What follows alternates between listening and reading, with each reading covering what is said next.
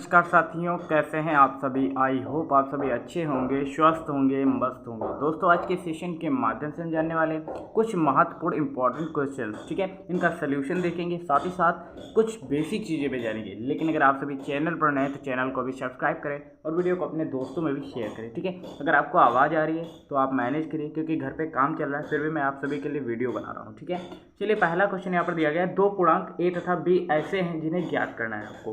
पहला दिया गया है यहाँ पर, पहले आप इसे समझने का प्रयास करें। ए प्लस बी बराबर 8 और ए बी बराबर 15। इसका मतलब क्या है, ए और बी दो संख्याएं हैं जिन्हें जोड़ते हैं तो 8 उत्तर आता है, और अगर उनकी गुणा करते हैं तो 15 आंसर आता है। ठीक है, तो ऐसे में आपको ए और बी के मान कैसे ज्ञात करने हैं, चलिए देखते हैं। उसके लिए सबसे पहले जो भी गुणा के रूप में दिया गया होता है, जो भी ये गुणा के रूप में दिया गया होता है, यानी कि ए बी, ए गुणे बी, ठीक है, इसका मान दिया गया है 15, तो उसके हमें सबसे पहले करने होते हैं गुणनखंड। यहाँ पर हम 15 के गुणनखंड करेंगे तो कितना आएगा, 2 से कटेगा नहीं तो 3 से कटेगा, 3 पचे 15 और 5 एकम 5, तो 15 के गुणनखंड क्या है, 3 गुणे 5।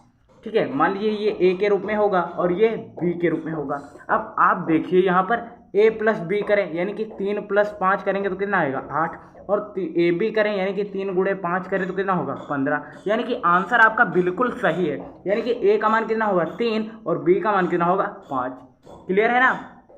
या फिर आपके देखिए बी का मान 3 हो सकता है और ए का मान भी 5 हो सकता है, आगे पीछे कोई भी अंक आप लिख सकते हैं। तो सबसे पहले आपको करना क्या है, इस तरीके से जो भी गुणा के रूप में दी गई होंगी संख्याएं, उनका सबसे पहले आपको गुणनखंड करना है, और गुणनखंड करने पर जो भी संख्या इस तरीके से आपको प्राप्त होंगी, आप पहले उनकी गुणा करके देखिए क्या गुणा करने पर इतना आ रहा है या नहीं आ रहा है। अगर आ रहा है तो ठीक है, और उनमें से आपको ऐसी संख्याओं का चुनाव करना होता है जिसे जोड़ें या घटाएं, जो भी दिया गया होगा उसका अनुरूप अगर वो संतुष्ट करता है उस सर्वक्षमिका को, यानी कि ए प्लस बी बराबर 8 है, यानी कि 3 प्लस 5 करेंगे तो 8 आ जाएगा। ठीक है, जैसे हमने यहाँ पर किया, और 3 गुणे 5 करेंगे तो 15 आ जाएगा, यानी कि ए का मान होगा 3 और बी का मान होगा 5। ठीक है, इस तरीके से आपको पहला क्वेश्चन करना है। ठीक है, यहाँ पर ये भी आंसर आ रहा होगा बी की जगह पर, देखिए आगे पीछे कोई भी अंक ले सकते हो, यहाँ पर आप बी की जगह पर 3 ले सकते हो और ए की जगह पर 5, तब भी उतना ही आएगा। ए प्लस बी करोगे तो कितना आएगा, 5 प्लस 3 करोगे तब भी 8 आएगा, और 5 गुणा 3 करोगे यानी कि ए बी करोगे तब भी 5 कितना आएगा 15। तो ए का मान 5 भी आ रहा होगा या फिर 3 भी आ रहा होगा। ठीक है, ए का मान 5 भी आ सकता है या फिर 3 भी आ सकता है, कोई भी आगे पीछे आंसर आपको देखने को मिल जाएंगे। ठीक है, तो इस तरीके से आपको क्वेश्चन को करना है। सेकेंड क्वेश्चन दिया गया है यहाँ पर, ए प्लस बी बराबर 13 और ए बी बराबर 12। अब करेंगे क्या, जो भी दो संख्या यानी कि ए और बी गुणा के रूप में जो दिया गया होगा उसके हमें सबसे पहले करने क्या है, गुणनखंड। तो गुणनखंड करेंगे तो 2 से करेंगे, इसको 2 से कट जाएगा, 2 6 12, फिर 2 3 6 और 3 कम 3। ठीक है, अब आप यहाँ पर देख पा रहे होंगे 12 के गुणनखंड क्या आएंगे, 2 गुणे 2 गुणे 3, यानी कि 2 दूनी 4 4 3 12, इतना आ गया। अब क्वेश्चन कह रखा ए प्लस बी करें तो 13 आए। ठीक है, तो आप चाहें तो देखिए एक कम एक भी होता है। ठीक है, तो आप चाहें तो एक भी लिख सकते हैं और नहीं भी, उसका कोई मतलब नहीं है। तो ए प्लस बी करने पर आपको 13 कैसे मिलेगा, या तो यहाँ पर 12 हो प्लस 1 करें तो हो जाएगा 13, यानी कि ए की जगह पर हमने कितना ले लिया। अब आप अगर तुलना करेंगे तो यहाँ पर आप ए देख पा रहे होंगे, तो ए की जगह पर कितना लिया हमने 12 और बी की जगह पर 1 लिया। ठीक है, तो ए बराबर कितना होगा 12 और बी बराबर 1। अब हमें ये देखना है कि ए बी बराबर क्या 12 आ रहा है या नहीं आ रहा। अगर आ रहा होगा तो ये मान बिल्कुल सही है, ए की जगह पर हम 12 रखेंगे और गुणे में बी की जगह पर 1, और बराबर में तो 12 दिया ही गया, 12 कम 12 बराबर 12, यानी कि ये सर्वक्षमिका को संतुष्ट कर रहा है। क्लियर है ना। ए प्लस बी बराबर 13, यानी कि 12 में 1 जोड़ेंगे तो 13 आएगा, और 12 और 1 की गुणा करेंगे यहाँ पर तो हम भी 12 आ जाएगा, यानी कि ए का मान कितना होगा 12 और बी का मान कितना होगा 1। क्लियर है ना। तो इस तरीके से आपको क्वेश्चंस को सॉल्व करना है। या फिर आप ये भी कर सकते हैं, जैसे हमने यहाँ पर कितना निकाला, ए बराबर मान लीजिए 2 दूनी 4 3 12 आया था, ए बराबर हमने मान लिया 12, तो 12 का मान हम इस समीकरण में रख देते हैं, तो 12 प्लस बी बराबर कितना आएगा 13। अब बी पक्षांतर कर लेंगे तो 13 में से ये 12 घटाएंगे तो कितना आएगा 1 आएगा, तो बी बराबर 1 आ जाएगा, और ए बराबर तो हमने गुणनखंड करके निकाल लिया था। आप ये भी प्रोसेस अपना सकते हैं और या चाहें ये भी पैटर्न अपना सकते हैं। ठीक है, दोनों पैटर्न सही हैं, बट आप इस एग्जाम्पल से करेंगे तो एग्जामिनर आपको पूरे अंक देगा। क्लियर है ना। तो इस तरीके से आपको ये बाकी के क्वेश्चंस करने आसान से हैं, बस आप खुद से ट्राई करिएगा। ठीक है, अब चलते हैं सेकंड क्वेश्चन की तरफ। सेकंड क्वेश्चन कह रहा है यहाँ पर कि गुणनखंड कीजिए। गुणनखंड करेंगे उससे पहले कुछ समझेंगे भी। ठीक है, क्वेश्चन को, पहला क्वेश्चन दिया गया x² प्लस 5x प्लस 6। हमने ये एग्जाम्पल्स क्यों किए, क्योंकि ये जो एग्जाम्पल्स थे ये इससे रिलेट करते हैं, अभी आप जानेंगे। देखिए यहाँ पर x का गुणांक कुछ भी नहीं तो 1 होगा, क्लियर है। गुणांक आप समझते हैं, जो भी अक्षर दिए गए होते हैं उसके आगे, जैसे x का यहाँ पर गुणांक कितना है 5 है, उसी प्रकार x स्क्वायर का गुणांक यहाँ पर कितना होगा, देखिए कुछ नहीं दिया गया तो 1 होगा, क्लियर है ना। तो उसकी ये जो दिया गया इसकी और इस 1 से गुणा करेंगे तो 6 एकम कितना आएगा 6, यानी कि वही AB के रूप में आ जाएगा 6। और अभी मैंने आपको बताया था जो AB के रूप में होता है उसके हमें गुणनखंड करने होते हैं, ठीक है। तो अब हम इसके गुणनखंड कर लेंगे, इतनी बात आपको ध्यान रखनी है। यहाँ पर जो भी संख्या दी जाएगी उसकी सबसे बड़ी घात वाले गुणांक से गुणा करेंगे, तो जो आएगा उसके हमें गुणनखंड सबसे पहले करने। तो 6 एकम 6 कुछ नहीं तो 1 होगा, तो जिसका देखिए संख्या प्राप्त होगी गुणा करने पर उसी के करने हैं गुणनखंड। तो गुणनखंड करते हैं, 2 से कट जाएगा, 2 3 6 और 3 एकम 3, यानी कि 6 के गुणनखंड क्या है 2 गुणे 3, ठीक है। अब आपको यहाँ पर ध्यान रखना है ये कि AB बराबर आप मान लीजिए 6 आपको प्राप्त हो गया। 6 यहाँ पर कैसे मिला था 6 एकम 6, तो यानी कि AB बराबर 6 आ गया। चूंकि यहाँ पर दिया गया है 5, यानी कि A प्लस B बराबर अब आपको ज्ञात करना है। देखिए 2 3 6 हुआ, तो अगर हम 2 + 3 करें तो कितना आएगा 2 3 5 होगा, क्लियर है ना। तो हम 5 को क्या लिख सकते हैं 2 + 3 लिख सकते हैं कि नहीं लिख सकते। ये पैटर्न आपको हमेशा समझना होगा तभी आप कर पाएंगे, हर क्वेश्चन में अलग तरीके का होगा, ठीक है। जैसे AB बराबर हमने कैसे ज्ञात किया, यहाँ पर कुछ नहीं, जैसे सबसे बड़ी घात के गुणांक से हमें गुणा करनी होती है, यहाँ पर जो भी संख्या दी गई थी, तो यहाँ पर गुणांक 1 होगा, तो 6 एकम 6। अब जो भी आया उसका हम गुणनखंड करेंगे, तो 2 3 6 3 एकम 3, ठीक है। गुणनखंड करने के बाद हमें ये देखना होता है AB बराबर तो हमें 6 मिल चुका है, अब उसके गुणनखंड करेंगे तो मिलेंगे 2 गुणे 3, जो भी संख्या होगी देखिए 6 के 2 गुणे 3 ही होंगे। अब हमें देखना है यहाँ पर जो संख्या दी गई होगी, जैसे यहाँ पर 5 दिया गया, तो इसी में देखना है इन गुणनखंडों में क्या करें कि यहाँ पर 5 बन जाए। तो 2 + 3 करेंगे तो 5 हो जाएगा, यानी कि 5 को हम क्या लिख सकते हैं 2 + 3 के रूप में। तो इसे लिखेंगे क्या x स्क्वायर, तो ऐसे ही रखेंगे, प्लस 5 को हम लिख सकते हैं 2 + 3 और ये यहाँ पर गुणे में होगा x। इतनी बात क्लियर है। x को यहाँ पर गुणे में लिख देते हैं, बस 5 को हम 2 + 3 लिखेंगे, गुणे में x प्लस 6। इतनी बात क्लियर है, ठीक है। अब हम क्वेश्चन को और डिटेल में सॉल्व करेंगे। प्लस का चिन्ह दिया है, प्लस का लगाओ, 2 और x की गुणा होगी तो 2x हो जाएगा, प्लस का चिन्ह है, प्लस का लगाओ, 3 और x की गुणा होगी तो 3x प्लस 6। अब हमें यहाँ पर कॉमन लेना होगा। यहाँ पर कॉमन लेना क्या होता है, यहाँ पर क्या मिल रहा है, देखिए जो संख्या यहाँ पर दी गई हो वो यहाँ पर भी दी गई होगी, या फिर उससे संबंधित जो विभाजित हो जा रही हो वो संख्या दी गई होगी, या फिर अक्षर जो यहाँ पर दिया गया हो वही अक्षर यहाँ भी दिया गया हो, जो भी मिल रहा हो उसे हमें कॉमन लेना होता है। तो देखिए आप यहाँ पर देख पा रहे होंगे, यहाँ x स्क्वायर दिया गया, यहाँ x दिया गया, यानी कि यहाँ से x कॉमन मिल जाएगा। x कॉमन लेंगे तो यहाँ से x बचेगा +2, ठीक है। प्लस का चिन्ह देगा, प्लस का चिन्ह लगाओ, देखिए यहाँ पर x दिया गया, यहाँ पर है नहीं, तो अब संख्या में देखेंगे क्या संख्या कॉमन मिल रही, तो 3 मिल जाएगी, ठीक है। तो x यहाँ पर रह जाएगा और 3 दूनी 6 प्लस का 2। अब आप यहाँ पर देख पा रहे हैं x + 2 यहाँ पर भी है, x + 2 यहाँ पर है, तो इसे हम एक बार लिख लेंगे क्योंकि ये कॉमन मिल जाएगा, ठीक है। अब बचेगा उसे दूसरे ब्रैकेट में लिख देंगे, ये x बचेगा और ये प्लस का 3, ठीक है। और यही आपका राइट आंसर आ रहा होगा। इस तरीके से आपको बाकी के क्वेश्चन करने। चलिए अगर आपको कोई क्वेश्चन कठिन लग रहा हो तो आप इसमें से पूछ सकते हैं, ठीक है। चलिए आप अगर चाहें तो कोई भी क्वेश्चन पूछ सकते हैं यहाँ से, ठीक है। ये क्वेश्चन बता दिया जाए आपको, ये वाला। चलिए ये क्वेश्चन आपको बताते हैं, थोड़ा सा आपको कठिन लग रहा होगा लेकिन है नहीं कुछ भी कठिन, ठीक है। चलिए करते हैं। तो 40p³ दिया गया है, जो क्वेश्चन दिया गया पहले उसे हम नोट करेंगे। 40p³ + 16p³ क्यू माइनस का 2p³ क्यू², ये दिया गया है। तो सबसे पहले हम करेंगे क्या, देखिए यहाँ सबसे पहले देखना है क्या कॉमन मिल रहा है। देखिए यहाँ से p³ मिल रहा है, यहाँ भी p³ है, यहाँ भी p³ है, तो p³ तो कॉमन मिल जाएगा, तो उसको हम बाहर कर लेते हैं। अब आपको संख्या में देखना है, देखिए यहाँ पर 40 दी गई, यहाँ 16 दी गई, यहाँ पर 2 दी गई, यानी कि सभी संख्याएं सम है। तो इसमें से न्यूनतम संख्या क्या है, न्यूनतम संख्या है 2, तो 2 यहाँ से हम कॉमन ले सकते हैं, जिससे ये पूरी संख्या भी विभाजित हो जाएगी, ठीक है। तो ले लेते हैं कॉमन, तो कितना बचेगा, इसको भाग करेंगे तो 2 दूनी 4 20 बचेगा, p³ तो चला ही जाएगा, प्लस 2 8 16 p³ चला गया, क्यू बचा सिर्फ, माइनस यहाँ से 2p³ तो चला गया, तो क्यू² बचेगा। क्लियर है। आप चाहें तो अब यहाँ से कॉमन भी ले सकते हैं क्या, माइनस का चिन्ह, ठीक है। तो माइनस का चिन्ह ले लेंगे तो माइनस का 2p³ आ जाएगा, और ये माइनस का क्यू² तो ये प्लस का क्यू² हो जाएगा, प्लस का 8³ है तो ये माइनस का 8 क्यों हो जाएगा, और ये प्लस का 20 है तो ये माइनस का 20 हो जाएगा। क्लियर है इतनी बात।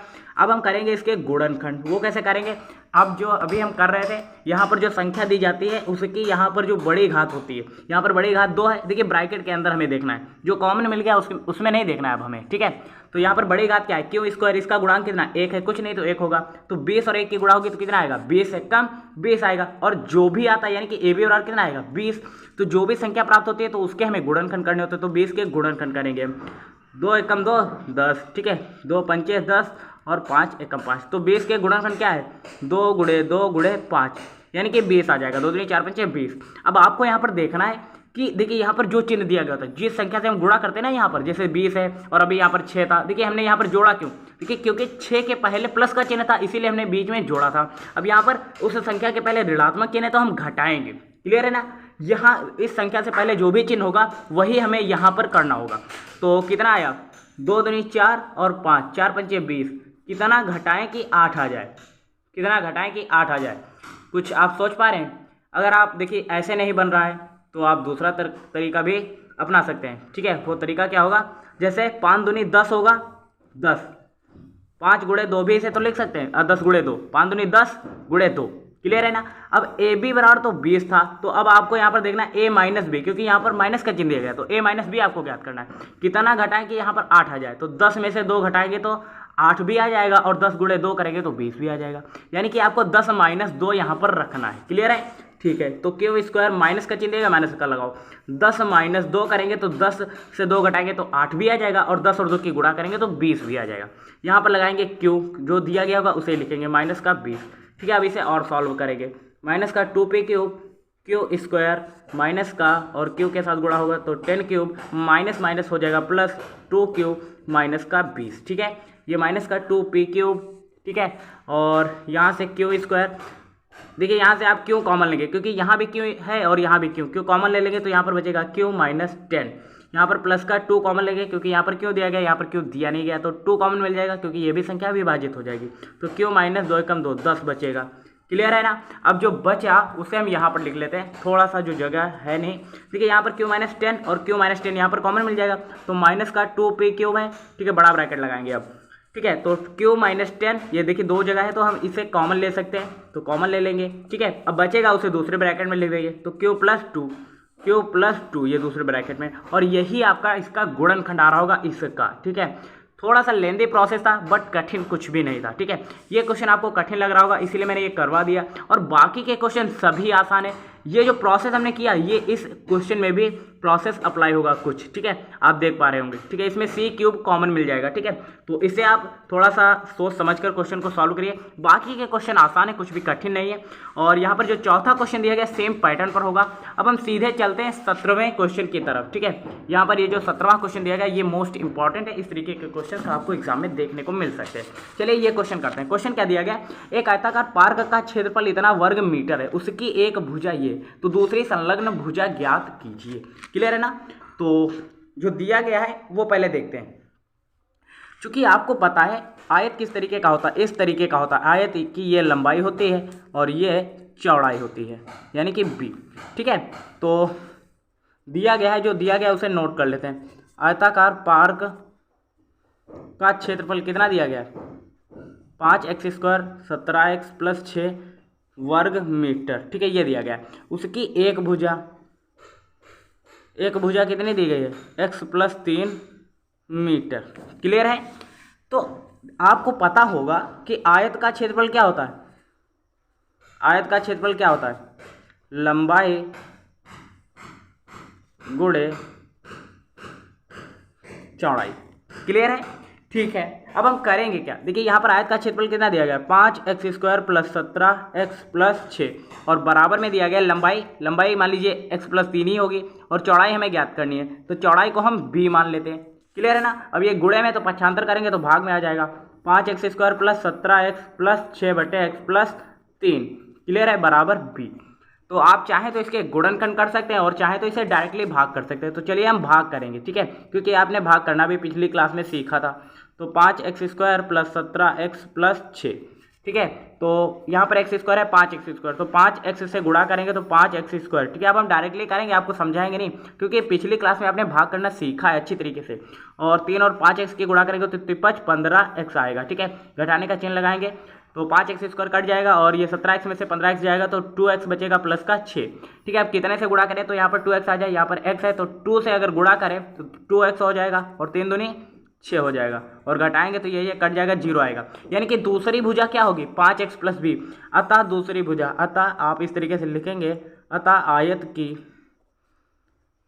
दूसरी भुजा 5x + 2 मीटर होगी। इस तरीके से आपको प्रॉपर लिखना है। ठीक है, तो इस तरीके से हमने 17वां क्वेश्चन भी डिटेल में कवर कर लिया है और अब चलते हैं 18वें क्वेश्चन की तरफ। 18वां क्वेश्चन क्या करा है, एक वर्ग का क्षेत्रफल ये दिया गया है तो इसकी एक भुजा x बराबर उसकी एक भुजा ज्ञात करनी है, x बराबर 5 हो तो वर्ग का क्षेत्रफल एवं भुजा का मान ज्ञात कीजिए। ठीक है, वर्ग की भुजा एवं क्षेत्रफल का मान।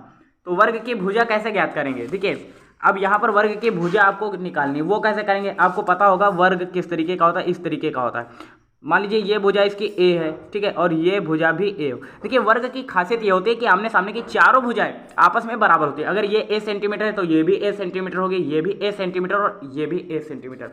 और वर्ग का क्षेत्रफल क्या होता है, वर्ग का क्षेत्रफल होता है भुजा स्क्वायर, भुजा स्क्वायर। क्लियर है, तो क्षेत्रफल निकालने के लिए आपको करना क्या होगा, इसके गुणनखंड करने होंगे। ठीक है, इसके गुणनखंड करने होंगे और चाहे तो आप देखिए उससे पहले हम कर लेते हैं इसका क्षेत्रफल का मान ज्ञात कर लेते हैं। ठीक है, ये अभी हम आपको बताएंगे किस तरीके से करना।